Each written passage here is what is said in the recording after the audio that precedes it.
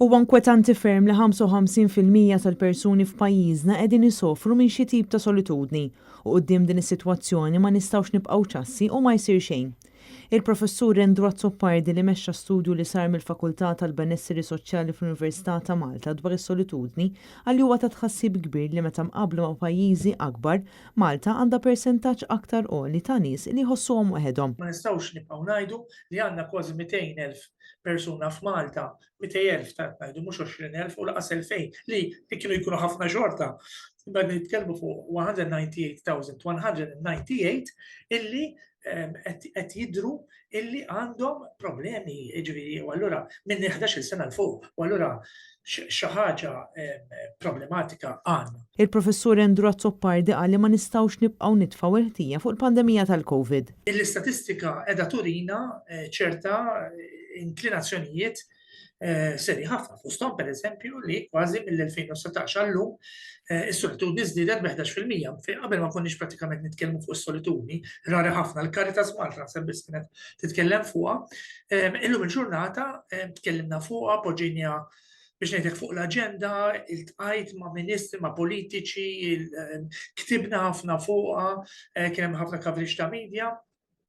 Kenna l-COVID u rejna xi tbatija toħloq u sa frattant jiżdiedu dak il-persentaġġ. Huwa qal li bosta persuni għalkemm ikunu mdawrin bin-nies xorta waħda jħossuhom waħedhom.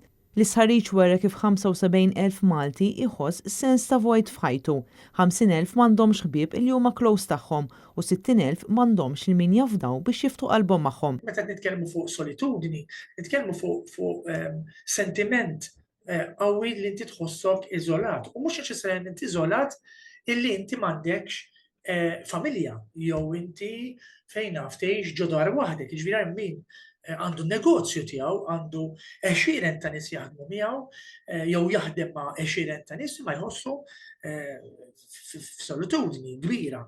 Min għaddej minn problemi fiż-żwieġ tiegħu, hemm min għaddej problemi ma' tfal, fin-negozju, hemm min għadu żgħir u mhux qed jirnexxielu jikkonnettja ma' oħrajn. Jiġifieri is-solitudni hija wiesa' ħafna bħala issue. Jidher li wieħed mill-fatturi ewlenin li qed iwasslu għal din is-solitudni huwa l-ambjent ta' madwarna. Huwa fatt li l-ambjent fejn ngħixu, in-neighborhoods tagħna, huma issue kbira. Jiġifieri jiena kif l-ambjent tiegħi fejn ngħix mhux biss f'termini ta' spazju imma anke ta' post fejn niddiverti, fejn niċċanelja id-diffikultajiet tiegħi, fejn jiena nissaffa mit-toxins, nissaffa mill-problemi li jkolli matul il-ġurnata. Jekk jiena ngħix post fejn inħares nara l-ħitan wara ġurnata xogħol, ma ħsibx li se tgħinni lili u se tittrankwillizza li moħħi li rġajt qiegħed ngħix f'post mimli duħħan, mimli nies, konfużjoni, m'hemmx daqsxejn park, m'hemmx fejn mur, jiġifieri żgur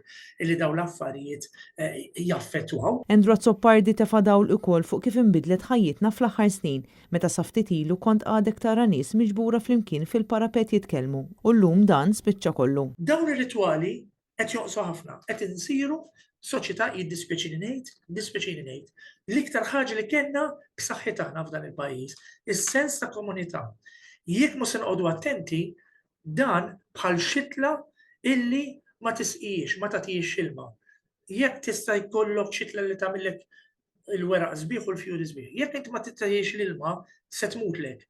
U jekk ma se noqogħdu attenti, is-sens ta' komunità se nitilfuh u se nitilfuh bi kbir għaliex m'aħniex nagħtuh in-nutrimenti biżżejjed, m'aħniex nagħtu spazju biżżejjed biex ngħixu u mhux biss biex neżistu. Il-professur Endru Azzoppardi appella lil dawk li qed ifassu l-politika biex isibu mezz ħalli jitkellmu aktar dwar dawn il-problemi li issa aktar minn qatt qabel qegħdin fil-qalba tas-soċjetà Maltija u għalhekk jeħtieġ il-politiku jieħu azzjoni immedjatament.